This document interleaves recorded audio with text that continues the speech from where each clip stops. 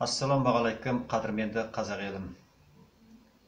Қазақстан Республикасының Сыртқы істер министрлігіне және Қазақстан Республикасының Білім және ғылым министрлігіне арыз. Мен Бейсен Нұрмұхамедұлы Қазақстан азаматымын. 2008 жылы Қытай Халық Республикасынан Қазақстан Республикасына біржолата отбасыммен көшіп келіп, 2011 жылы Қазақстан азаматтығын алдым.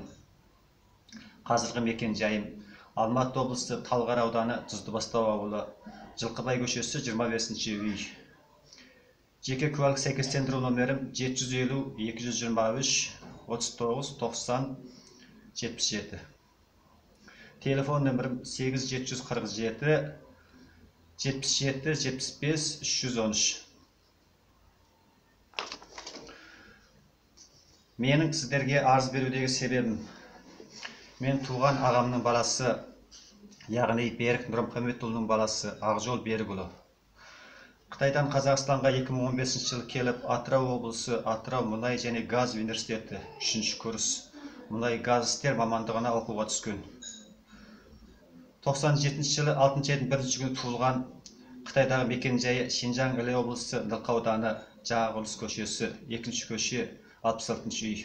Жеке куәлік номері 65-40-97-19-06-01-00-19. Паспорт нөмірі 343-34-952. Ақжол 2015 жылдан бері Атырау университетінде оқып жатқан. 2018 жылы 1-ші айдың 14-ші күні қыстық каникулға балаң келмесе болмайды деген Қытайдың қысымы астында ата-анасы келіп қайтуға шақыртқандығы үшін Қытайға кеткен. Бара салысымен Қытай үкіметі Ақжолдың паспортын тартып алып, белгісіз себептермен Ақжолды Қазақстандағы оқуына жібермей отыр.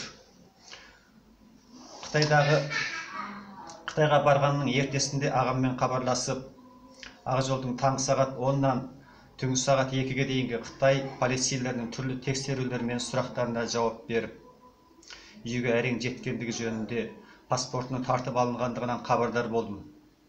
Содан бері 8 ай бойы Ақжолдан ешқандай хабар ала алмай отырмын.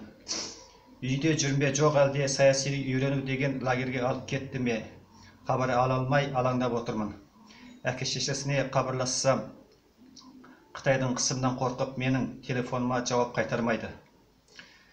Мен Қазақстан азаматы ретінде Ақжолдың кіші-әкесі болғандығым себепті Ақжолдың тезірек қайтып келіп, бұл жақтағы аяқсыз қалған оқуын жалғастыруына Қазақстан Республикасының Сыртқы істер министрлігі менен Қазақстан Республикасының Білім және ғылым министрлігінің тікелей араласып, заңдық көмек берулеріңізді сұраймын.